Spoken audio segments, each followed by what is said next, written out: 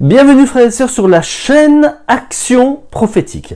Aujourd'hui nous allons voir un sujet qui malheureusement ne demeure pas d'actualité dans certaines églises et il n'est plus prêché. Aujourd'hui nous allons voir la consécration et la sanctification. À vrai dire, ça devrait être l'état normal d'un chrétien.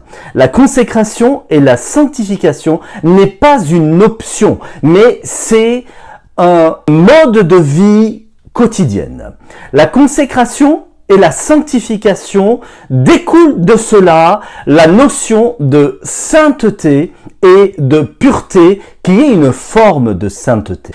Et ces deux termes-là font partie essentiellement du caractère de Dieu. La parole dit dans Lévitique 19:2 et qui a été repris par l'apôtre Pierre dans la première épître Pierre au chapitre 1 du verset 16 où il est écrit « Soyez saints car je suis saint ». Et le combat que devrait avoir un chrétien n'est pas autre que celui de la chair. Il est important pour nous de brider cette chair. L'apôtre Paul le dit, et je l'ai déjà souligné dans une vidéo où il est dit qu'il traite son corps sévèrement, car lui-même le dit dans la parole, dans la première épître de Corinthiens, au chapitre 3 du verset 16, et même au chapitre 6, il le répète, du verset 19, où il est écrit « Ce corps est le temple du Saint-Esprit ». Et la parole dit également dans 1 Thessaloniciens, au chapitre 5 du verset 23, où nous devons nous garder irréprochable et saint jusqu'à l'avènement du Seigneur, esprit, âme et corps. Et c'est dans cet alignement-là que le chrétien est. Il est d'abord esprit, âme qui est enveloppée par un corps terrestre. La sanctification, elle, c'est ce processus de marche chrétienne, cette progression quotidienne dans laquelle nous ressemblons chaque jour à l'image de Christ. Quant à la consécration, elle devrait, et vous voyez que j'emploie souvent dans cette vidéo le terme devoir, car la consécration est un devoir et une obligation. Quand nous venons à Christ, nous avons des obligations et des devoirs, car c'est une alliance. Dieu ordonne de nous, comme je l'ai dit précédemment, d'être saints. Et la sanctification devrait commencer dès notre conversion et dès notre acceptation à Christ par le baptême. Nous devrions entrer dans ce processus de sanctification et de consécration. Rechercher cet état-là de consécration et de sanctification, donc de sainteté, c'est le rechercher plus lui et davantage, plus grandir en lui, grandir dans cette maturité spirituelle dans laquelle il nous veut, dans laquelle le Seigneur veut nous amener afin que nous puissions accomplir l'œuvre qu'il veut que nous accomplissions. Il a déjà établi les choses par avance et ça ne peut se faire uniquement qu'au travers l'œuvre du Saint-Esprit en nous qui prend toute son ampleur. Dans l'obéissance à Dieu et la fidélité à sa parole pour accomplir justement sa volonté parfaite dans nos vies. Alors comme celui qui nous a appelés est saint, saignons notre entendement afin que nous puissions accomplir ce qui lui est conforme et demeurer dans sa présence. Le demeurer, c'est éviter toute attaque de l'ennemi, car celui-ci va prendre un droit légal et il pourra nous attaquer, va piller. La parole dit dans Jean 17, et c'est le Seigneur lui-même qui s'adresse au Père, et il dit qu'il nous a sanctifiés par cette parole. Sa parole qui est une semence incorruptible, et qui va nous permettre de prendre part à cet héritage qui nous a été réservé, là-haut dans les cieux, nous les saints, afin que nous puissions entrer dans cette destinée parfaite qu'il a pour nous et qui est cet héritage que Dieu a pour nous qui ne peut ni se souiller ni se flétrir car il est éternel. il n'est pas voué aux choses de ce monde, mais c'est une perfection qui vient de Dieu et à laquelle nous sommes appelés à vivre. L'un des plus grands prophètes, dans l'Ancien Testament, il est parlé, celui qui a contemplé la sainteté de Dieu est le prophète Ésaïe. Dans Ésaïe 6, dans l'appel d'Ésaïe, il contempla la gloire de Dieu face à face et il réalisa combien Dieu était saint au point d'appeler l'Éternel le Saint d'Israël. Mais j'aimerais souligner un point assez important, un point qui m'a interpellé dans la parole de Dieu où Dieu nous appelle non seulement à être consacrés à lui, à être saints, mais à être également parfait. L'apôtre Paul dit que nous tendons chaque jour à la perfection, mais le Seigneur lui-même, Jésus, dans Matthieu 5 au verset 48, il dit « Soyez parfait, comme votre Père Céleste est parfait. » Et cette perfection-là ne peut s'atteindre sans l'Esprit de Dieu qui lui-même sonde les profondeurs de Dieu et qui a la connaissance de ce que Dieu est, puisqu'il est la part de Dieu qui est en nous, et ce n'est que par là que nous tendrons chaque jour à la perfection. L'apôtre Paul dit dans 1 Corinthiens 12 que nous n'avons pas reçu l'esprit de ce monde qui détruit ce que Dieu sonde, mais nous avons reçu l'Esprit de Dieu qui lui-même connaît les choses de Dieu et que nous avons reçu par sa grâce. Je vais lire le passage où il est écrit que « Or, nous n'avons pas reçu l'Esprit du monde, mais l'Esprit qui vient de Dieu, afin que nous connaissions les choses que Dieu nous a données par sa grâce. » Merci Seigneur, car sans l'Esprit de Dieu, nous ne pouvons rien faire. La parole dit, ni par force, ni par puissance, mais par ton Esprit. Voilà pourquoi j'insiste que la part de Dieu, c'est le Saint-Esprit. Et ce n'est que par l'Esprit de Dieu que nous pouvons faire les choses. Cette sainteté-là ne peut se faire que par l'Esprit de Dieu qui lui-même convainc de jugement, de justice et de péché. Voilà pourquoi par l'Esprit de Dieu, nous avons été consacrés à Dieu. C'est être mis à part pour lui, c'est être détaché des choses de ce monde, c'est vouloir simplement aller plus vers lui, avoir plus faim de lui. Plus on va vers le Seigneur, plus on s'approche de lui, la parole dit, de faire un pas vers lui, et plus lui fait un pas vers nous, et plus nous sommes impactés de son caractère, de qui il est, de sa sainteté. Être consacré, c'est déclarer, non seulement à ce monde présent, mais au monde entier, au monde céleste, qui est le monde de Dieu, le monde spirituel également, que nous appartenons à Dieu et que notre identité est en lui et que nous faisons partie du royaume de Dieu, que notre priorité, ce n'est pas d'être là dans ce monde, ce n'est pas de s'attacher aux choses de ce monde qui sont vouées, la parole dit, aux rouilles, aux voleurs de ce monde et aux mythes, mais simplement être attaché à lui. Car la parole dit également, l'apôtre Pierre le signifie dans la deuxième épître de Pierre, que ce monde sera détruit et ira dans un fracas, à bien plus forte raison s'attacher à Dieu qui lui-même a été là et est là et a manifesté justement l'œuvre de la croix pour le salut de l'humanité. Mais ce n'est pas une finalité, le salut, au contraire, c'est un moyen d'atteindre le but. Notre vie de consécration à Dieu va nous amener, va nous mener à porter du fruit, comme le dit la parole, porter du fruit durable et en abondance, car c'est Dieu lui-même qui nous a choisis et nous a établi, et Dieu ne se trompe jamais, car il connaît bien la fin d'une chose avant son commencement, et porter du fruit, c'est manifester la gloire de Dieu.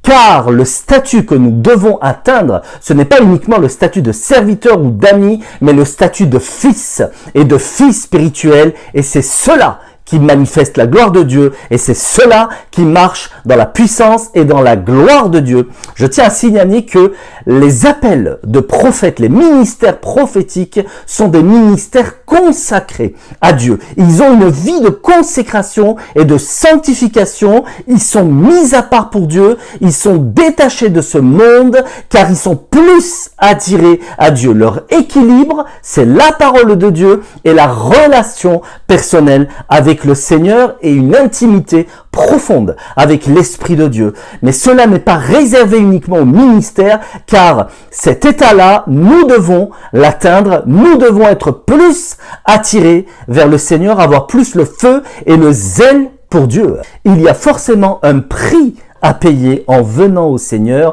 et même s'il nous en coûte de ne pas être compris de ce monde, et c'est ce qui se passe, car l'apôtre Paul dit que les désirs de la chair sont diamétralement opposés à ceux de l'esprit. Nous devons manifester le fruit de l'esprit.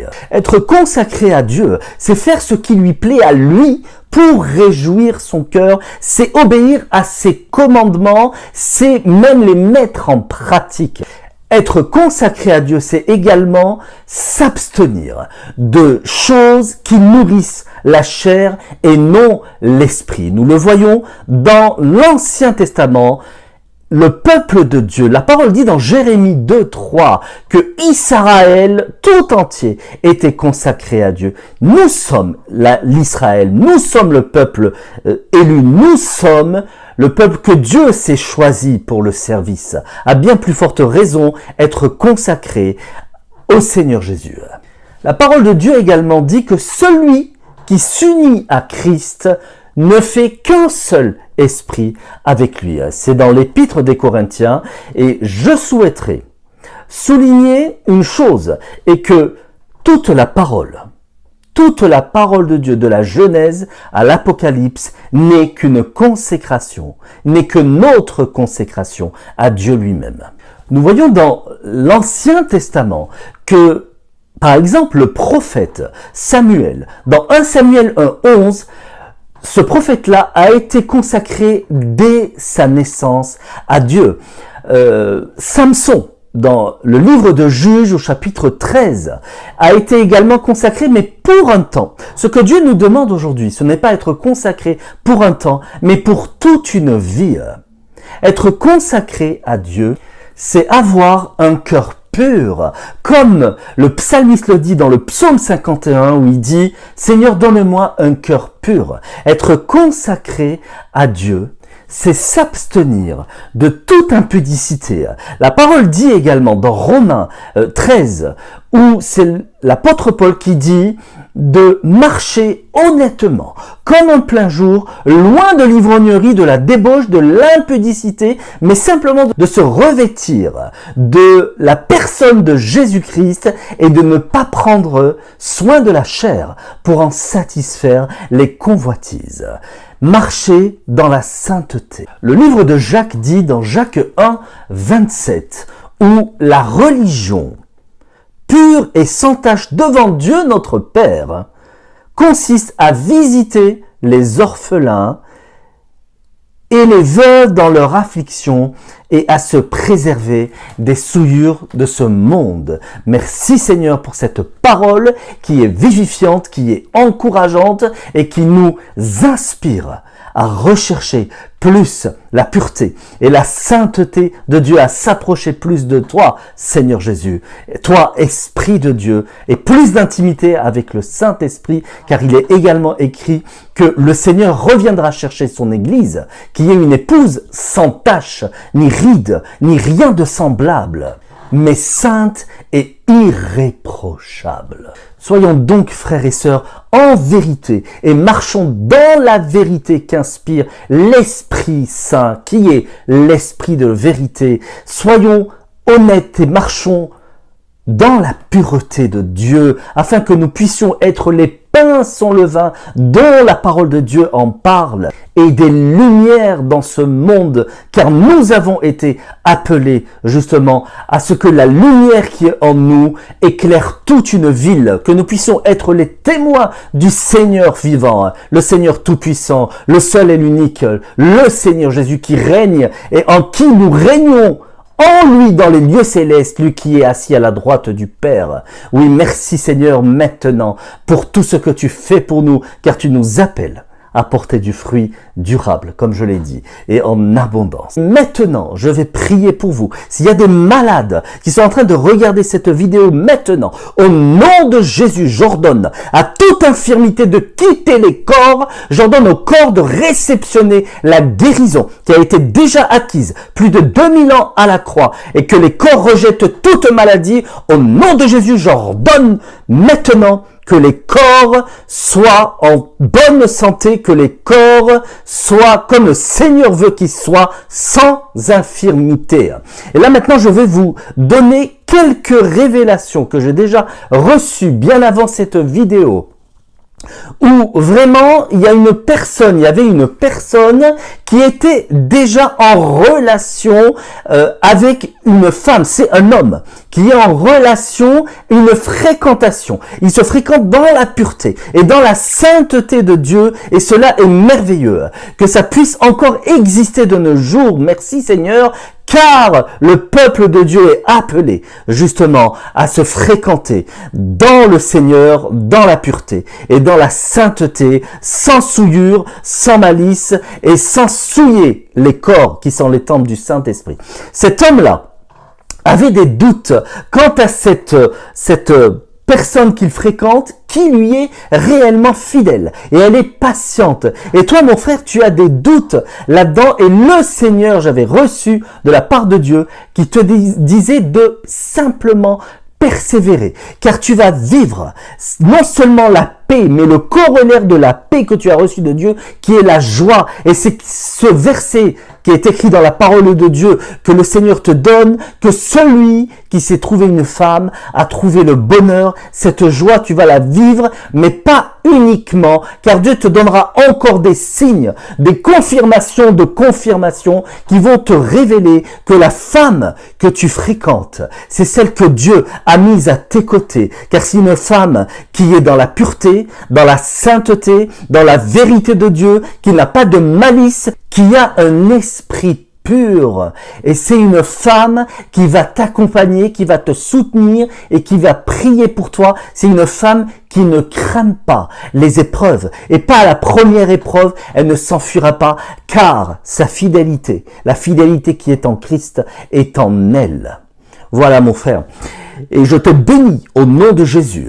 Et j'aimerais vous révéler également autre chose de la part du Seigneur, où j'étais en train de charger mon portable. Et à un certain moment, il y a eu un message où il a été écrit sur l'écran que la batterie est suffisamment rechargée. Et c'est comme si que le Seigneur révélait au travers de cette phrase-là que nous avons en nous l'ingrédient par excellence, qui est l'Esprit de Dieu, et qui lui-même nous rend capables, car nous avons reçu suffisamment de Dieu pour pouvoir accomplir les choses qu'il a pour nous, pour pouvoir guérir les malades, pour pouvoir chasser les démons et pour pouvoir faire son œuvre. Autre chose également de la part du Seigneur, où j'étais à table en train d'essayer de saler, enfin d'assaisonner une salade.